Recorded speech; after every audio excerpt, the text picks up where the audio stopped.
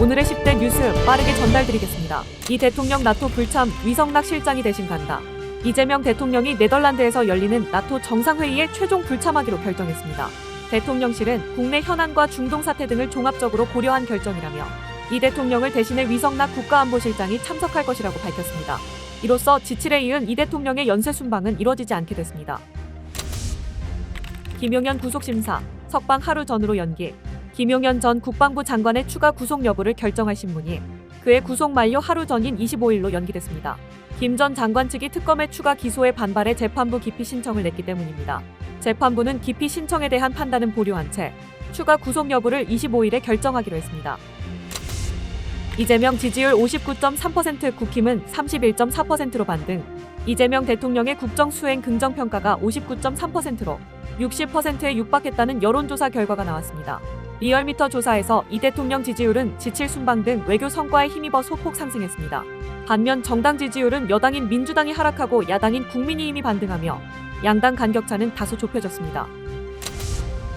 주진우, 김민석 겨냥 검은봉투법 발의. 국민의힘 주진우 의원이 정치인 출판 기념회의 투명성을 강화하는 이른바 검은봉투법을 발의했습니다. 이는 김민석 총리 후보자가 출판 기념회 현금 수입을 언급한 것을 정면으로 겨냥한 것입니다. 개정안은 출판 기념회 수입도 정치자금처럼 신고를 의무화하는 내용을 담고 있습니다. 한 말레이시아 정상통화 방산 FTA 협력 강화. 이재명 대통령이 오늘 오전 아나르 이브라힘 말레이시아 총리와 취임 후 첫 정상 통화를 했습니다. 수교 65주년을 맞아 이뤄진 통화에서 두 정상은 올해 한 말레이시아 FTA 타결과 방산 등 다양한 분야의 협력을 강화하기로 했습니다. 또한 아세안과 에이펙 의장국으로서 국제공조도 약속했습니다. 박찬대 이 대통령 성공에 다 걸겠다.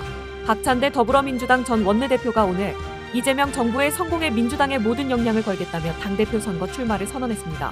그는 이재명 대통령과 당정대 관계를 원팀 수준으로 만들고 유능한 개혁을 진행해야 한다고 강조했습니다.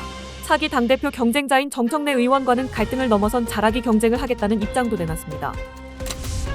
국회 이종섭 국정원장 적격 채택. 이재명 정부 처음 국회 정보위원회가 이종섭 국가정보원장 후보자에 대한 인사청문 경과보고서를 적격으로 채택했습니다. 이재명 정부 들어 국회에서 보고서가 채택된 것은 이번이 처음입니다. 여야는 미국의 이란 공습 등으로 국제정세가 불안정한 상황에서 안보 수장 공백을 막기 위해 협력했다고 밝혔습니다. 이 후보자는 통일부 장관 등을 역임했으며 이재명 대통령의 외교 노선 수립에 관여해온 것으로 알려져 있습니다. 윤석열 계엄 실무자 얘기 다 맞는 건 아냐. 윤석열 전 대통령이 내란 혐의 공판에서 계엄 매뉴얼 위반 증언이 나오자 직접 반박했습니다. 그는 당시 계엄 업무 실무자들이 비상계엄은 매뉴얼을 위반했다고 증언한 것에 대해 계엄과에 근무하는 사람들의 이야기가 다 맞는 건 아니다라고 주장했습니다. 윤 전 대통령은 1979년 10.26 사태 때도 육군참모총장이 계엄사령관을 맡았다고 덧붙였습니다. 3분기 전기요금 동결. 무더위에도 걱정 끝.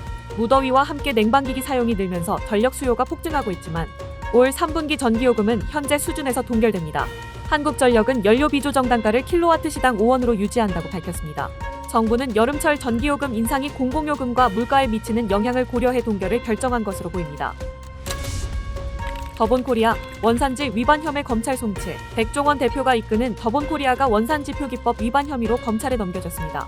국립농산물품질관리원은 백석된장과 한신포차 낙지볶음 등의 제품에 외국산 재료를 사용하고도 온라인몰에서 국내산으로 표시한 혐의로 직원과 법인을 서울서부지검에 송치했습니다. 더본코리아는 덮죽 등 다른 제품 관련 의혹으로도 수사받고 있습니다. 세상의 빠른 흐름, 구독으로 놓치지 마세요.